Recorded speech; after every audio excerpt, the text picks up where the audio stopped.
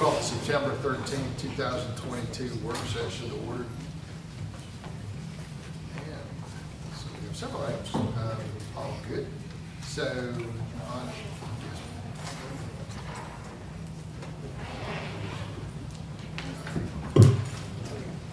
so the first one is minutes for the August 23rd regular meeting minutes and the August 23rd work session minutes. Any discussion? And I sent the notes to the city manager and copy to all the council. The meeting minutes doesn't reflect two things. The first thing is that during the discussion, the board comment to clarify that the council agenda, the legal policy doesn't mean to limit the council to ask questions regarding to the voting items. It's not reflected in the meeting minutes. Instead, we say the amendment motion is council can and have raised an amendment motion to ask the verbatim language to the meeting minutes. But it doesn't reflect the subject of the topic. The second subject being missing out is not in the meeting minutes is the existence of the finance committee not stopping council to ask the reports related to for the council to perform the budget governance function. Missing is not in the meeting minutes, not reflected in the meeting minutes either. So I for transparency purpose, I am supporting to put the information in the meeting minutes of August. Then council opposed to that? Any other comments? So I didn't hear any. Mr. Mayor, I wasn't out of order. This open for the discussion. And I will ask a question to my council, and I will say and going to say that I did not hear any opposition. So I appreciate for supporting to put the subject into the meeting minutes. Any other comments? Hearing none. Presentations. As some of you know, and some of you may not know, Miss Nancy Hargis has been with the city or around the city for a very, very long time, and she is going to move to Tennessee. So we will honor her with a presentation and proclamation tonight for years of service, well deserved, and we will miss her dearly. But she's still here now, so you can tell her all kinds of jokes. Tell her how cold Tennessee is or something like that.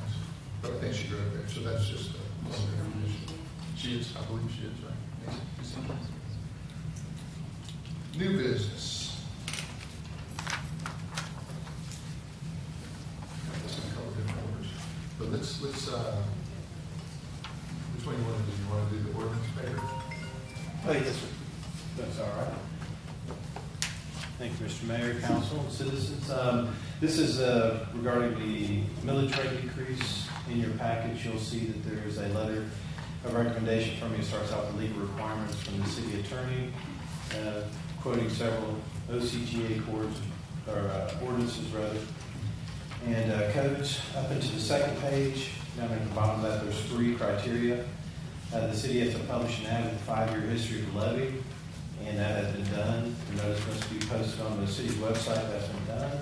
My suggestion is that we reduce the millage rate, and that's on the rollback, by 0.582, puts us in compliance with what the county has, which is 8.499 mils, and that's to match the local option sales tax.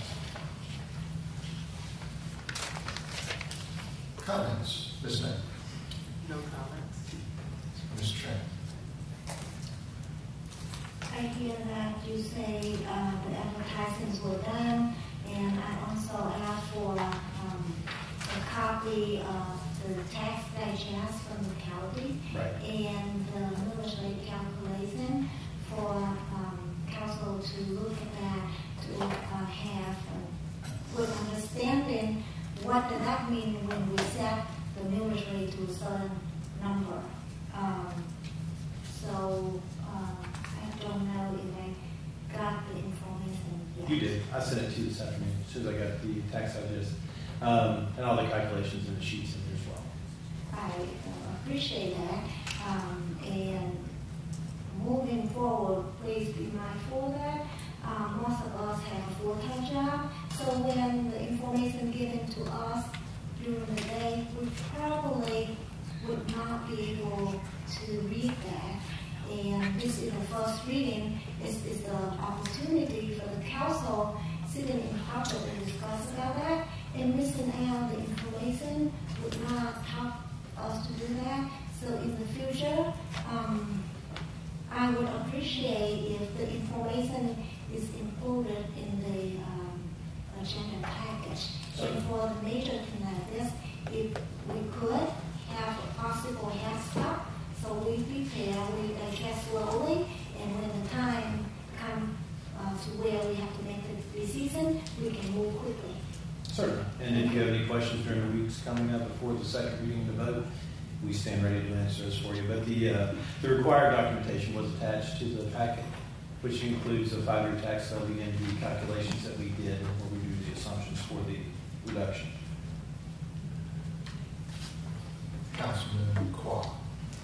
Yes, so to the reduction, how much money do the city decrease? Decrease? Yeah. Yes, sir. It's about $170,750 will be the entirety of the decrease, estimated, of course. The reason that it's the increase and decrease is a little, I guess it's semantics, but there wasn't really a decrease per se except for the rollback match. The increase is where you have more taxes that you've collected due to the increase in assessed values. So it's not really a tax increase, but if we kept it the same amount without matching the loss rollback, it would have to be treated as an increase. So in order to take the burden off of taxpayers and just to match the rollback based on the loss numbers we've collected, that's why I suggest we keep it the same. Yeah, we always support that. We don't support increasing property tax to the citizen. To bring out the point, we suggest the same thing last year,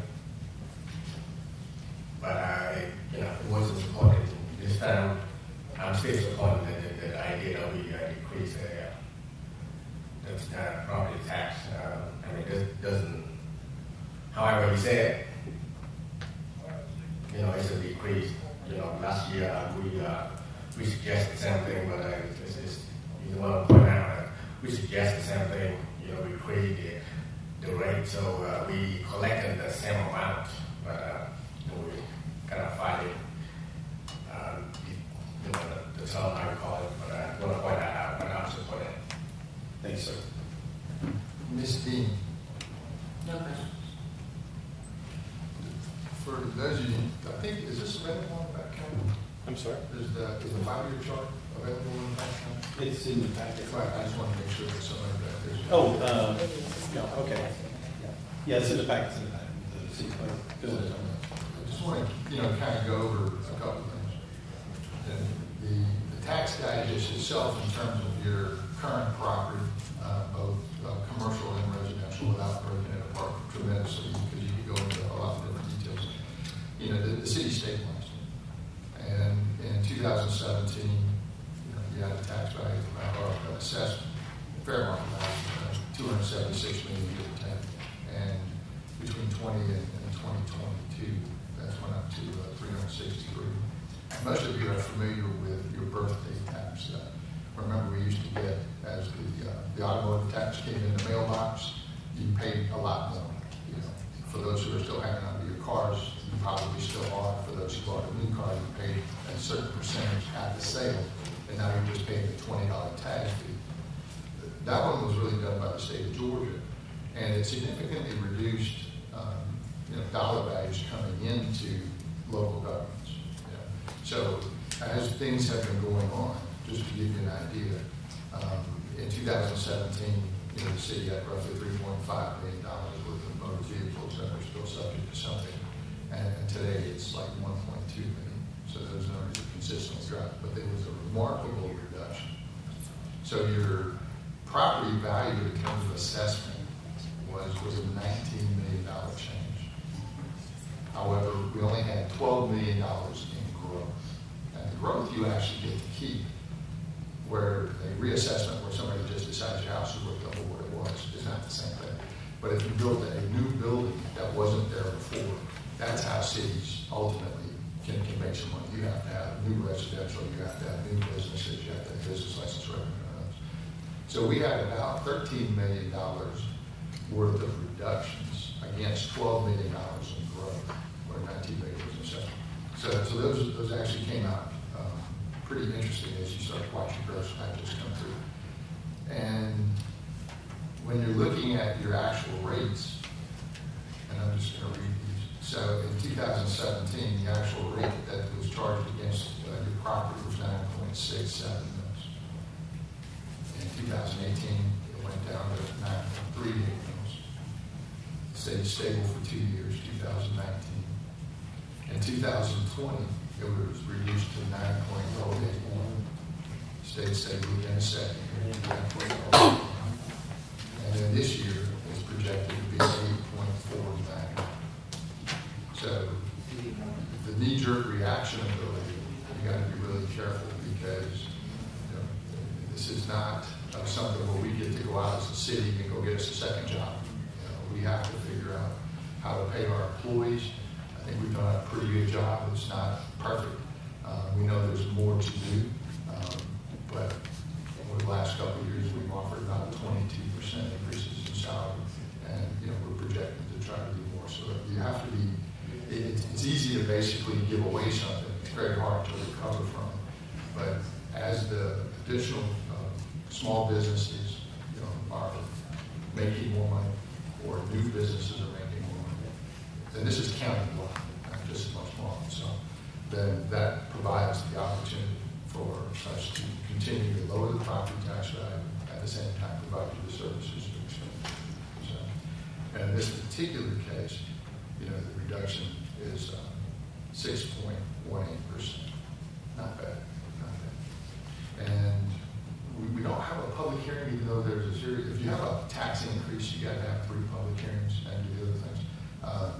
But while we're in a work session, are there any comments from the audience? And it's pretty self-explanatory. These aren't, rocket science readings, but okay. There's actually a public hearing next work session as well, so that was published. So we'll have at least one. No other comments? Okay. Morrow Police Department purchase of 2 police patrol vehicles, totaling $79,260 and surplus a 2011 Ford Edge.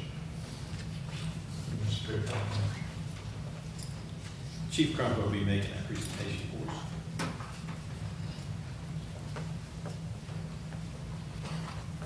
Good evening, council members. In reference to the 2 patrol vehicles, they were ordered prior to me arriving. They have come in. The purchase price is $79,260.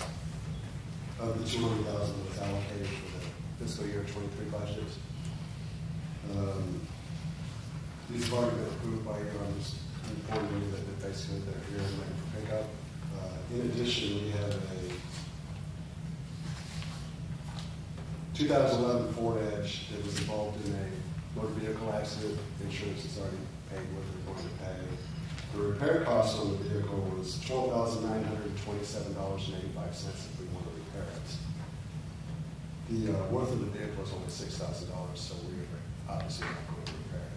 And we need to ask for permission to go ahead and get rid of that vehicle.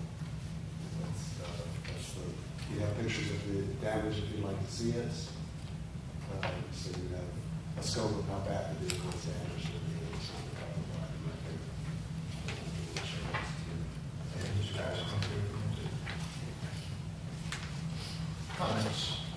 Questions, Ms. Simon? No question. Ms. Tran? No question, but in the future, could you add no information in the agenda package for us so we have time to study, to look through, to digest? I'm sorry, this is my first meeting, so I'll make sure I'll be better in the future. I Thank you. apologize. Mr. Clark? No comment. Ms. Dean? That was nice. That's 2 items right there. Excellent. I'll let you peruse those, and I'll get them back later. Thank you. Next one, tell us a little bit about our block grant, Mr. Baker. Yes, sir. This is from the Housing and Urban Development. This is a pass down through Clayton County. It was awarded this year of 2022. They awarded us $285,000 flat. This is for it's a subrecipient agreement through the county itself.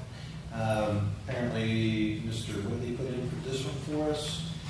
Primarily, it is for the amphitheater out at the district, and it has a $100,000 match. And in the grant package, you'll see the scope of work. You'll see where we're recovering some of our efforts as well, as far as what our public works will put into that to mitigate some of the costs.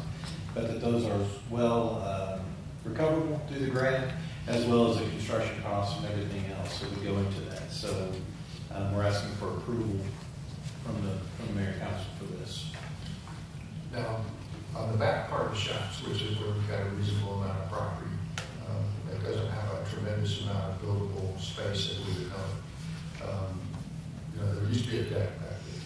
So if we take that deck off and start to do some type of tiered grass, type of item similar to what they've done at Stockbridge or some of these others, and then ultimately have, like mowed grass down at the bottom with some ability to have a stage down below.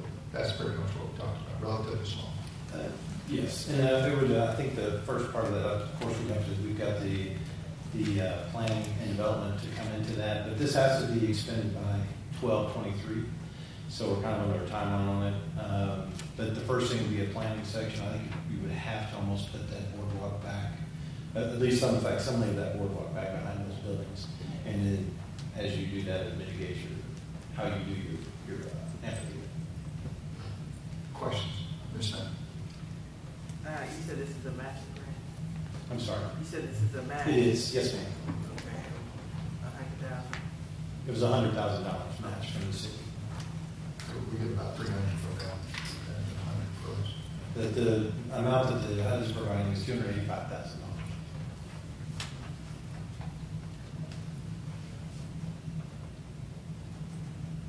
So, Hello, this is Jorge Rivera. How are you? I'm sorry, yes, sorry. He's going to be the one for the exhibit and design, right? I know that. Yes, all right. Got it. Ms. Tran, go ahead. so the first time I heard about the vision and the idea on the amphitheater was 4 p.m. Friday last week when I received the agenda package for the meeting today. So within that short period of time, it does not allow the council to be informed and to make a serious decision. I appreciate the grant of $285,000, and the purpose of this grant is to enhance the quality of life of low and moderate income citizens in the county of Plains. It's put the council in the position that we follow after the operation. And the structure between the council and the operational is that the council have the vision and have the operational carry out that vision. With the practice that we have in here, have been, in order for us to get the approval of the grants, we have to apply for the grant, and then we have to to also submit the project. Hello, this is Jorge Legras. The vision, the project that we want to utilize that grant for, and meanwhile, the idea is not from the council. The council member is not having a clue about it at all. So we are in today having been an now for the grant. And again, don't get me wrong, I appreciate the $285,000, but it put the council in the hard spot to where either we rubber stamp to get the operational reason to carry on by the council, which is reverse functional. So I would suggest to have this item to be deferred, so the council person like me who have just got the information in field day, before I can make a decision dispense $100,000 of tax dollars from the county and utilize the $285,000.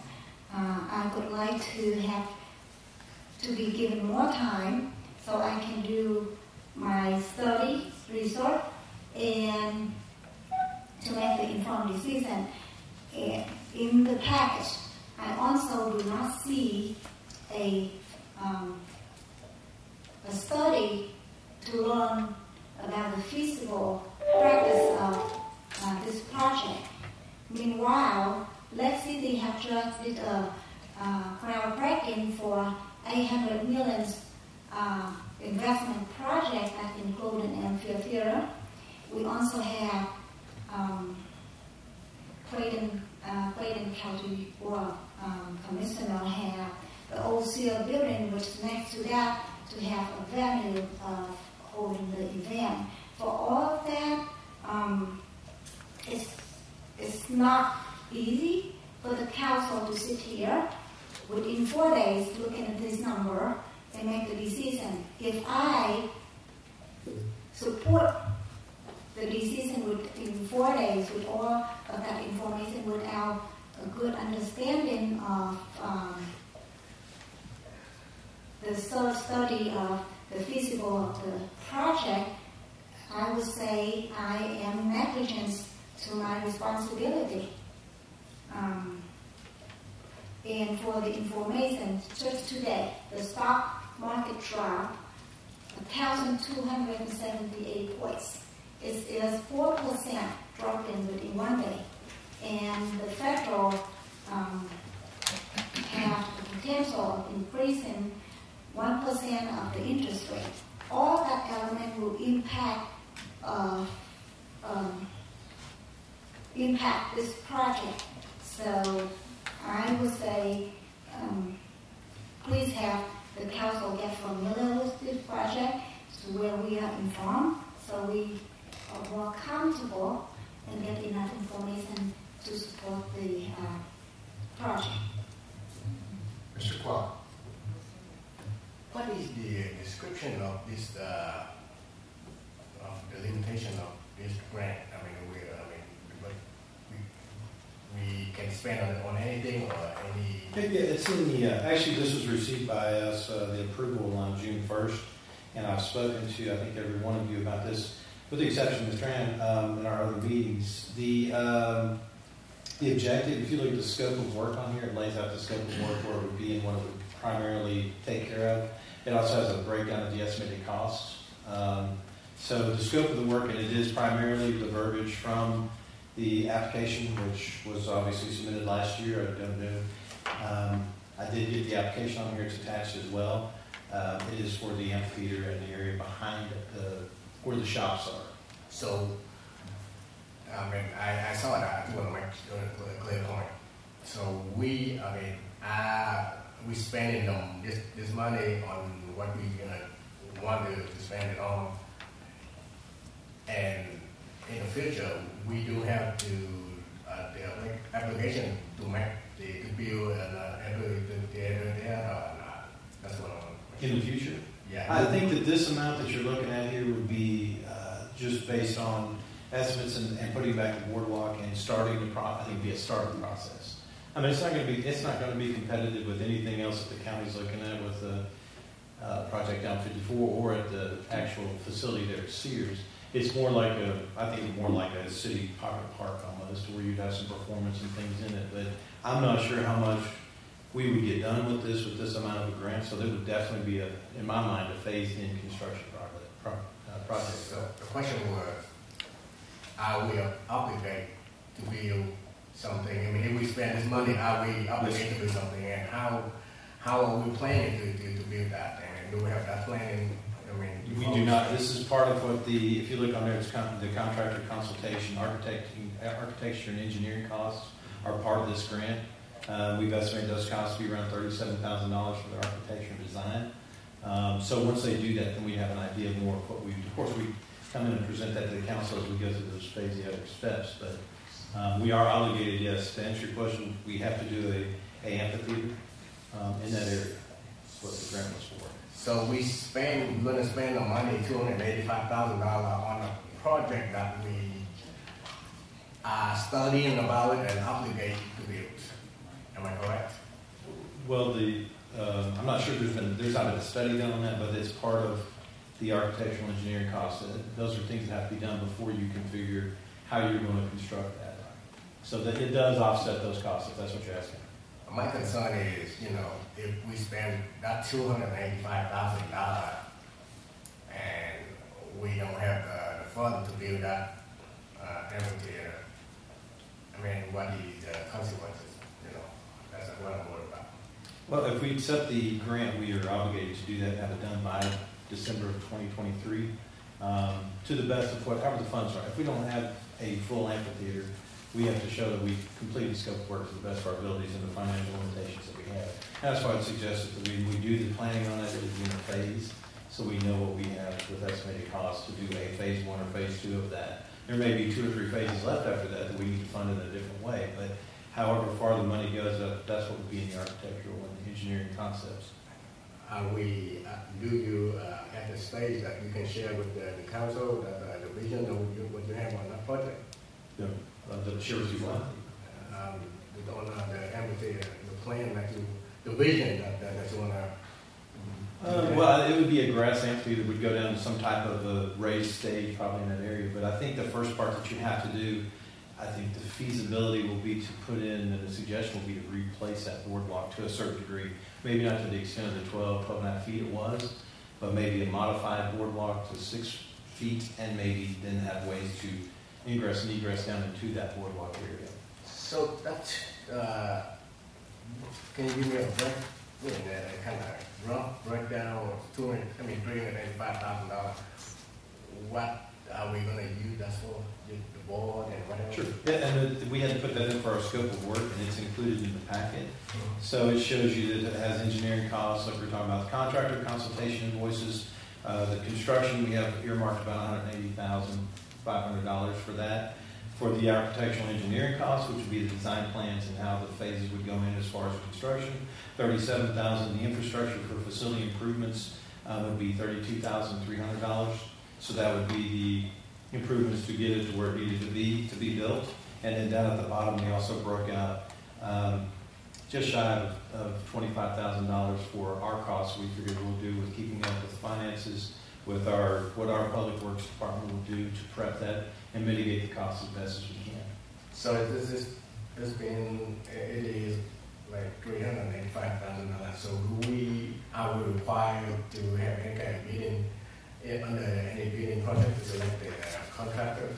We have reporting responsibilities, but we don't. We have, of course, as we report to the county, the HUD, the individual in the county, and then they have to report to the federal government. So we do have reporting responsibilities as to what we've expended. Those are submissions that we do on a monthly basis as far as what we've expended towards the end of the project. And at the end of it, of course, we have another reporting responsibility that we have. Yeah, he's asking a different question, but the question you got is anytime you spend, design not so much, but construction, once we have a construction set of plans and an estimate as to what it's going to take, whether it's phased out or not, anything that exceeds $100,000 in terms of construction is a bid price. Sure. Absolutely. Yeah. Just following the normal process. Oh, yeah, this doesn't supersede any of that. It doesn't. So, I mean, are we voting on this project thing tonight? Yes. Well, we have to vote on to accept the grant. Accept the grant. Right. What about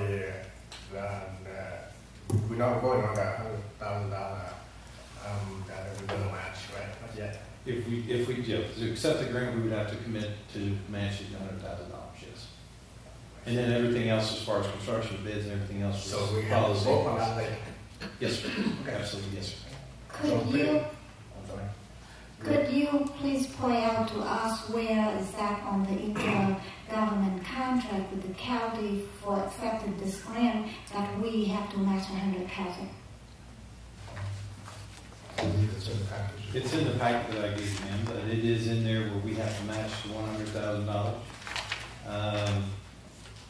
It also goes through, if you'll flip on back, it's not an agreement per se with the county. The county's passed down for this grant that was received by, we're a subrecipient of a grant that they received from the federal government with HUD. And if you go back, it talks about the project agreement. You go through the budget payments. Excuse me, what page number is that you are referring to so I can follow? You can start on page 1, about 3 pages back into that with the agreement.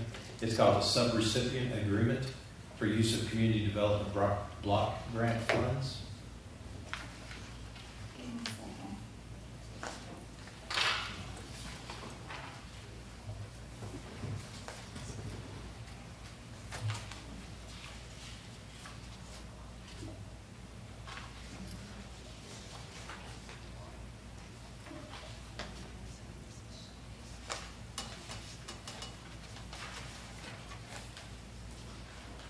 You say page 2 and 3? Okay, back up. I'm still looking, ma'am. There is a previous page on there that shows you what our outlay is and what our match requirements are. All of these have been submitted to the county and to HUD for approval for the scope of work. And the rest of it is pretty much the scope of work where it shows you that.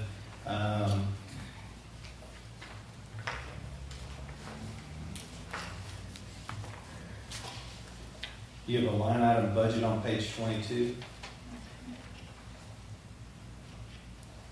This shows you what they will provide.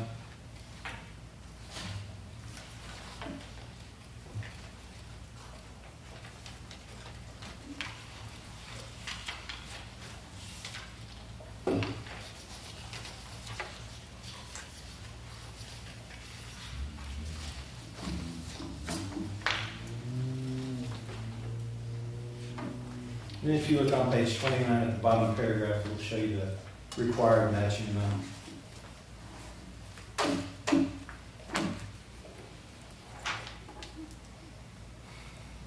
While she's looking, Ms. Dean, I'm looking at page 22. It says exhibit 1, and it says the total of the project is 249. If you'd like, we can move forward and I can find that for you and bring it back to you. There's a $100,000 matching going on. Thank you. Ms. Dean, you got it? It says page 29. Okay, thanks. Thank you. Comments, Ms. Dean? Yes, I do have a question. You did say the deadline is December 2023. Yes, ma'am. And also, when do we meet to, the deadline to accept? Is it? They've already called, so this is. We're behind, right? Yeah. So Well, we- they just got it to us on July 1st. We did the scope of work and lay out the budgets. Everything else we get back to them. So, yeah. So we need to move on, right? Is Yes. that correct? So, yeah. And just for clarity, the council, not all of the council need all of the time that was spoken of by Councilwoman Tran. Some of us do meet with the city manager and get prepped on what's coming. So all of the council doesn't need all of that time referenced by Councilwoman Tran. make a couple comments. The first one is, you know, when you get a CDBG grant, first it's nice to get, right? I mean, y'all pay taxes, so do we, and you like a little return on that investment.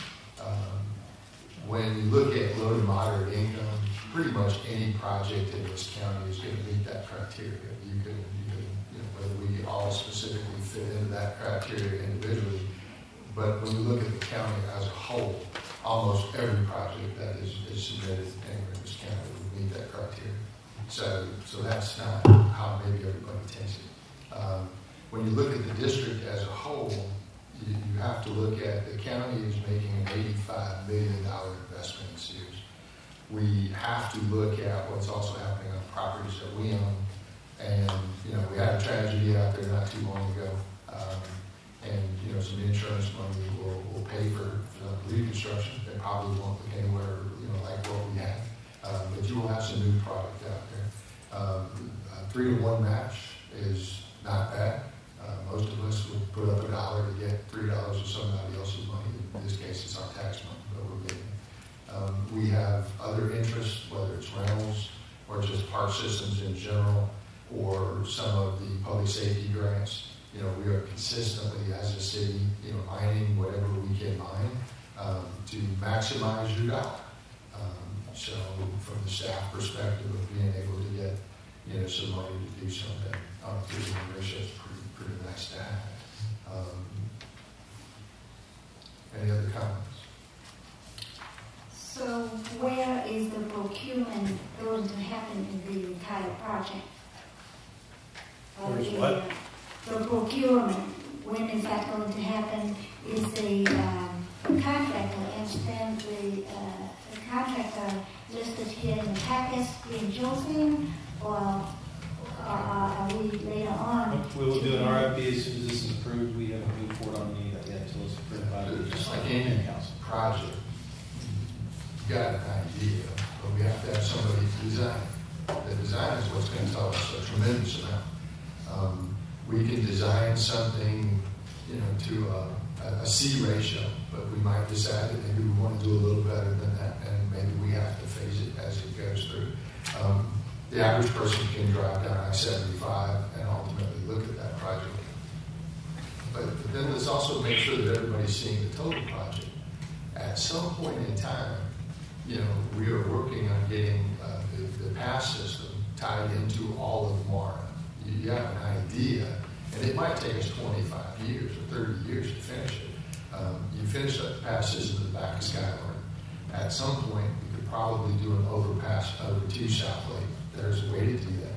When that original bridge was built, you'll remember that there are 2 sections to that bridge. There's the one that went left, and there was the one that went right. The one that went right wasn't a mistake. It goes over to that little island. That little island is very small. That allows us to go from that bridge to that island to basically the back part of Skyline. It's fairly simple. It also allows us to put some signage, and we met on Tuesday with the school system, for the arena itself. You have to have some really nice signage, and the properties we own currently are a little bit low, and they've got a sound barrier over there, so it becomes a very logical process for us to go through. And we've had some discussions. We're going to have to do some, you know, at one time the mall actually gave us that property, and then they kind of took it back, and how that all worked out, I don't know. But we still have to solve that problem, and we're in the process of working on that, have been for a while. So there's very little that has remarkably changed, except for the fact that we have managed to get some additional resources to help us take it a little bit further. And as we come up with a design, there will eventually be some idea of what it will cost and what are our options. And then eventually somebody will get a chance to bid on it, and we'll know where construction is. Very similar to almost any other project that you build. Other comments? Yes. So referring to the Exhibit 3, page 29 that council in. So to me, it appears to have the number 100,000, but it is under the construction contractor bonding. It does, I do not find the verbiage where it say this is a match grant. So it's a free type of bond, bid bonds, and it's a guarantee from bidder equivalent to 5% of the bid price and some other we have to require. And so performance bonds required on public project is greater than 100,000. 100,000 appear here. It doesn't mean the grant require a match of 100,000 from the city. So using the gap between the work section and the meeting, could you, Mr. Baker, help? As I said, just I'll find it if we're not bringing it to you. Thank you. Promise you I'm not making that the 100,000 match. Thank you. All right. Next discussion. I think we got some people online, and this would be in relation. I believe that's correct, right? Yes. Okay. And with the gentleman online, go ahead and introduce yourselves for us, please.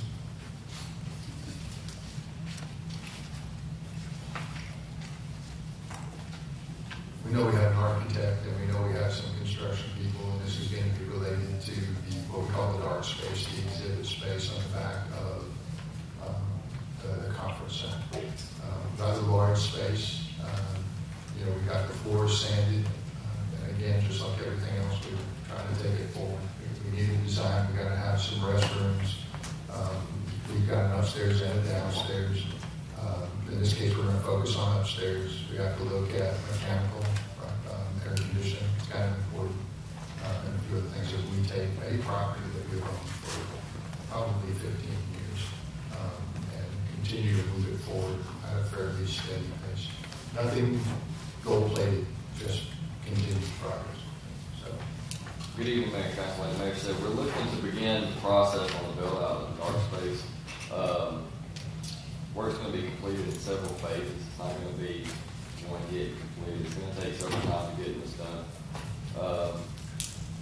We have put out the RFPs for the design and architectural part of this process. We've got several people on the call right now from Epstein Group. We've got the engineers, the architects, where they can speak on their part of it if you have any questions on their side of it. But right now we're just looking to get the design process started so we can see where we're going with the build out of this project. And we went to a formal bid. Okay. So the recommendation from the city staff is going to be the Epstein Group? Epstein Group's who we are suggesting. And then I saw a secondary number in there that was significantly higher than the first number. Extremely high compared to the And first. my understanding is we would go to a complete design so that we have 100% of design, Yes. and then we would decide it. And then we're going to phase it out in different spots. And for those who remember, this still comes out of the 2014 SPLOST, right? We've still earmarked 2014. We have a certain amount of money earmarked for the exhibit hall and a certain amount of money earmarked for Reynolds Road. All clear? Go ahead. What we're going to start with is getting the HVAC work, HVAC taken care of, the electrical, the plumbing, because upstairs there are no restrooms. So for us to have an event hall in the dark space, we're going to have to bring restrooms up there. I've been working with Epstein Group trying to kind of speed this process up a little bit, finding electrical, finding plumbing, finding different solutions where we can speed this process up and kind of help them move along as quick as we can. I've also got my crews down there working on some of it already to try to help out as well. But we need to get the Epstein Group to do the design and architectural build out so we know what we're looking at when we build this out. We did have some cost numbers that they projected in terms of what each section, whether it's restrooms or otherwise, would be correct.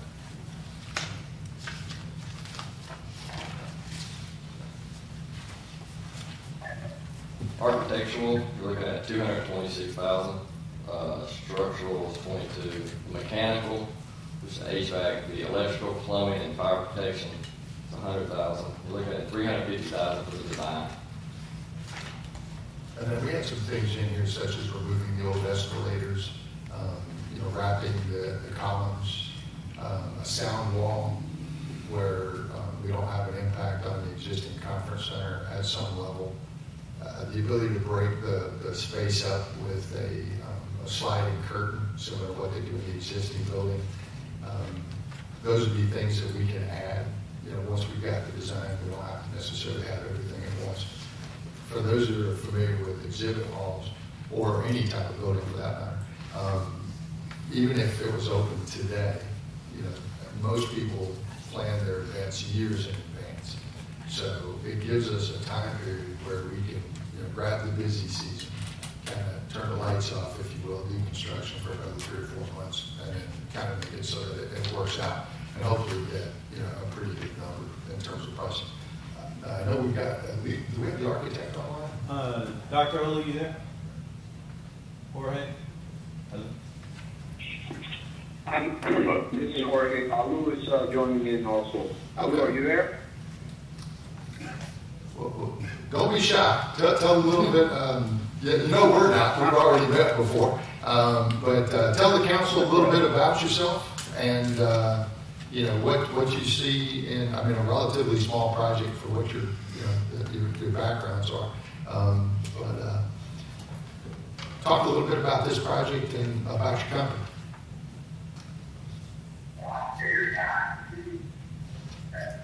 Hello, are you there? Well, I just actually sent him the number, right? So, this is Enrico Watson, Construction Works. So we're part of the design, and vice president of operations of Construction Works. We're part of the design build team that has been actually doing some investigative work on the existing conditions. Construction Works is the general construction and construction management firm. We're based out of headquarters in Lafayette, Georgia. We've been in existence since 1999. Our focus and concentration as a business is in aviation, industrial, exhibit, recreational faith-based facilities, healthcare. We have over 150 years worth of experience total with all of our team members, my superintendents, project managers across the board. We also work in North Carolina as well as in Alabama. So that's construction work. And so as it relates to the project themselves, I will let Jorge or Olu, if he's came online, to discuss the magnitude of what we have seen and identified as what we will be working to accomplish, during this initial, process of designing, something that can be, into design and identify the constructability that would actually fit within the budget and what you guys have already established. So, Jorge or Olu, if you guys want to jump into the design, feel free to do that. Yeah. I'm on now. Can you hear me? Yes, sir. Yes, sir. Yes. Yes, sorry about that. I couldn't unmute myself. I'm Dr. Olu Ashinobi. I'm with Epstein Group here in Atlanta. We are a sustainable design, architecture, and engineering company. And we've been in existence for over 28 years, having worked on various types of projects, from small projects to event halls, to resist events, to the Club Atlanta Event Center. And so we've done a lot of projects that are very similar to what we have here at Salt Lake. We have a depth of experience in sustainable design, where we make sure that most of the materials that we use on construction are recyclable. And some projects go up to LEED certifications. We're experts in those as well. So we do a gamut of different services. We also offer envelope consulting in our firm, and we do commissioning also for mechanical systems. So what we will be bringing in this team is architecture and interior design expertise that we've had over the years. We've worked on projects from $100,000 to $50-something million. So this is really right in our warehouse, and we know that we can definitely provide you with the services that you deserve. One of the things that we did in our proposal was to work with Jeff and the mayor and their team to come up with what the scope of work really needs to be to streamline the scope of work and split the work into different phases. This is going to be the first phase, and we are proposing to do more of a design that will let you be able to move in and do your event come January. That's what we were told. And that's why we brought in our partner, our general contractor, CWI, whom we've worked with for so many projects here in town. And we feel confident that we have a good team to provide the services that you need. Excellent. Questions? Ms. Knight?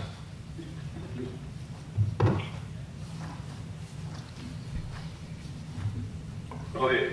So I did want to ask one.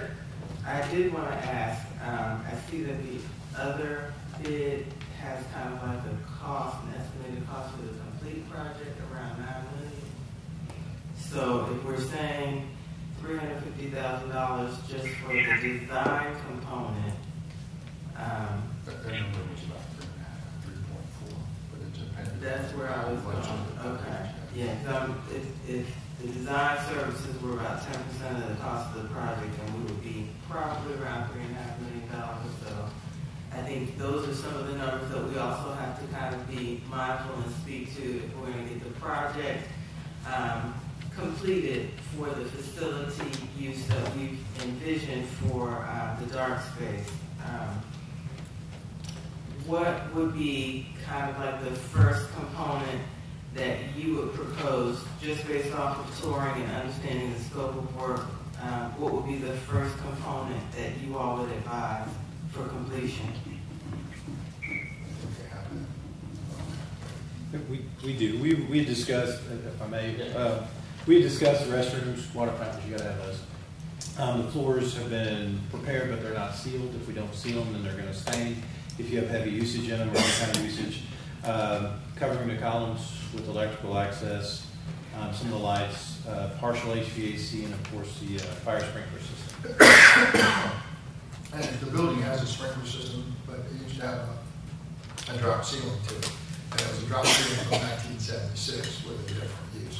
So basically this will allow the sprinkler system to be modified, taken up to the roof, and then change the sprinkler heads around based on the code.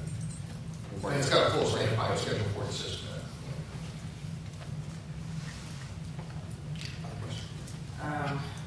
I guess we'll have to kind of have conversations and understanding we don't have $3.5 million anymore. Well, we had that conversation already. And so, as council, understanding what the opportunity is for financing to completion a project of this scope.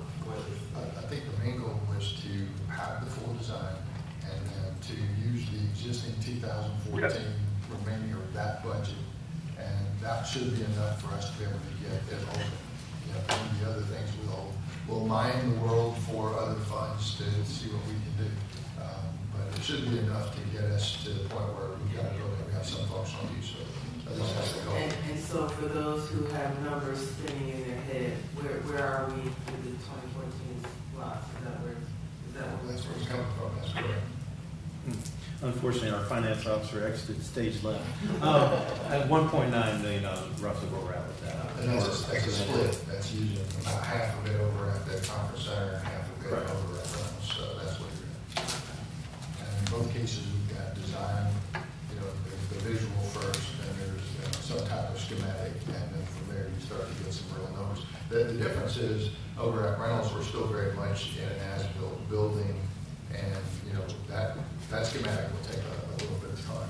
And in this particular case, you know, that back area for that exhibit center has been, you know, pretty much demoed a long time ago, you know, and it's open, and now you're starting to put the finishes in it, where you're going, okay, some lighting, you know, some the box space that we needed. pretty much. Yeah. And for those who've seen it, when you go to, you know, if you were down in Savannah and you look at their exhibit center, you know, the actual conference center looks really nice. You walk through a set of doors and it looks like a warehouse. Gwinnett County's got one, some others do as well. So the nice space is a percentage of what you have. But if you're going to do, you know, these more exhibit type of spaces where you're setting up the booths. You know, they're very conducive to what we're looking at. So, but, you know, for the additional stuff that we've asked for, such as sound walls, that number goes up. So you have to be able to say, okay. And then we probably need it. I don't know that we need it on day one. Yeah, what's the priority to get the space usable for what it was intended as exhibit space? Definitely gonna have to have the restrooms, the HVAC, lighting, the electrical. Which is the main basic functions for the building, but we've got to get going first on phase one. And get where it's usable, where we get the events going, get things happening in there, and then we can continue to work on those different phases as we get the funding to build out the rest of the building. Other questions? Ms. Taylor? Oh, I'm sorry. Yeah, those are my questions. Ms. Taylor? No, Mr. Taylor. So we are using the SWAT 2014 to fund this project, yes. If I get it correctly. So I have a quick look at the intergovernment contract between the county and the city. For the SWAT 14, the contract doesn't give the city the flexibility to choose to use the SWAT out of the register project. And the register project for SWAT 2014 have 6 categories. The first one is a communication and EMS. And each category have a percentage of that. The second is the street resurfacing and roadway improvement. The third one is facility improvement, and that facility improvement is listed City Hall, Senior Center Building, parking improvement. The fourth category is the vehicle. Next one is the equipment, and the last one is comprehensive plan. So please have a close look on the use of what the intergovernment contract allow us to use the SWAT 2014. And another concern come up is that while I appreciate the public work do the RFP and having the potential vendor to do the presentation, I appreciate for the information. However, in the council package, the bid information, all the bid does, are not provided. We don't even have a list of bidders that participated in this project. I don't see an insurance involved from the vendor, the verification of the qualification with this vendor. So it's making it difficult for the council to evaluate the staff recommendation. And on top of that, may I ask, am I the only council member who just received this information on Friday at 4 p.m.? Or if any of the council member got the information before that? One point of information in terms of something. So when you have a SPLOST project, one of the items was communication to 911 center. A decision was made by whoever was here at the time to go with Clayton County, which means the city of Morrow does not operate its own 911 center. So obviously those funds would not be spent on a communication center you no longer have, right? So you have that as part of your service delivery strategy agreement, which basically is the negotiation between Clayton County and the city of Morrow to provide that service. That doesn't necessarily mean that you don't get to use those funds, you just simply reallocate it to something that makes sense.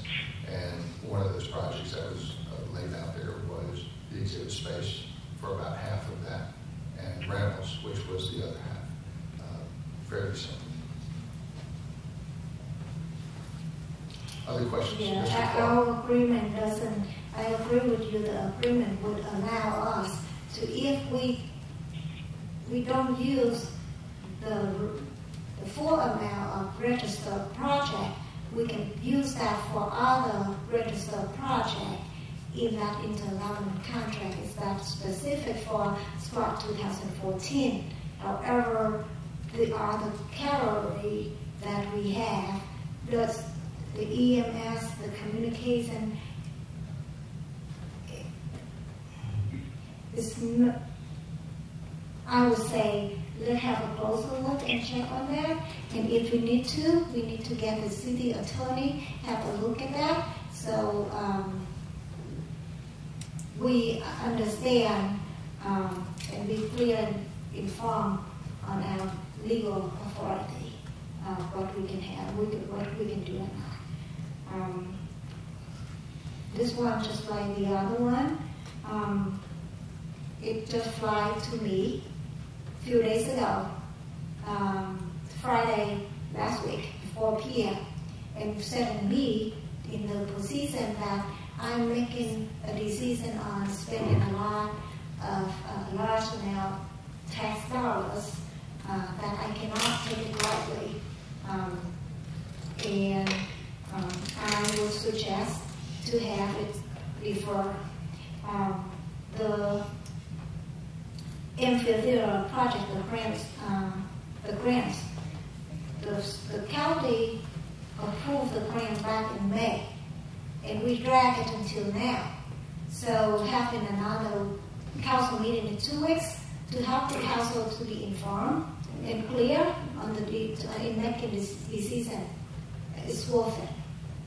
I know about the deadline, but if we have dragged it for months, for another 2 weeks to help the council to be clear and get easier to put the project, it is worth for the wait. Other comments, Mr. Paul? So we select this vendor, this company to design based on our vision, correct? Yes, we're recommending to move forward with them to work on the architectural and design space for the center right now. I mean, designing a project, you have to have a vision that that have building 150 floor building or 2-floor building. You have obviously you have a vision for them to design what to talk about. We've had meetings down there with them and show them what we've got and what we're working with. Okay. And they'll come up with different ideas that might work good for us on one side, might work good for us on the other. Come up with ideas that we're not thinking of ourselves in this design process. This is $350,000 for design work, and you're asking me to approve something that I have no clue about. I don't see it gonna happen. I'd rather spend the money to put in the restroom or whatever, HVAC unit in there. Well, this is You not know, a for a process. day. I'm making my point. I'm sorry. I'd rather use that money. I mean, that doesn't require the design to put in the HVAC system or restrooms, the restroom in the building to make it work. So I'd rather spend the money on that instead of design, asking me to approve something that I have no clue about. I'm not going to go for it. Thank you. Ms. Dean? I've had conversations with city managers about this project, and seeing that we close to time to start the meeting, I don't have any questions. I'd like to make a point of information. Let's just say that you were going to hire a plumber to renovate your house, maybe add a restroom. The city itself would require you to submit us a plan to get a permit, right? Now, if you want to gold plate the bodies, go ahead, but you have to kind of know where they are, and you have to make certain things work. Air conditioning, that's something I know a little bit about.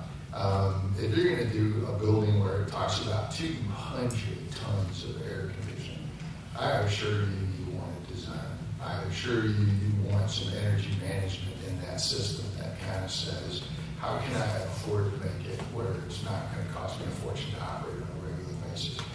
these are fairly, simple things. If it's not your cup of tea, that's fine. But the process is the process. It's the same process we require from anybody else. All right, that being said, we're running a little bit late. So we'll go right into the regular session.